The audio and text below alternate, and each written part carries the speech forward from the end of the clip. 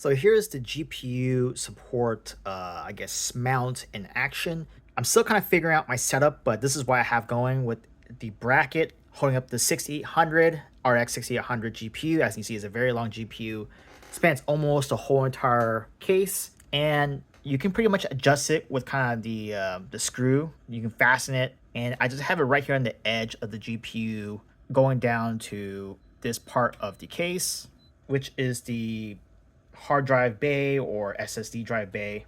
I still need to kind of fine tune and see what I really want to do, but as far as holding it up, it does its job. If I were to take this out, this GPU would definitely sag down because of all the weight being distributed unevenly. In terms of being a support bracket, is doing its job, and it's pretty solid. Not the prettiest, but it's getting the job done.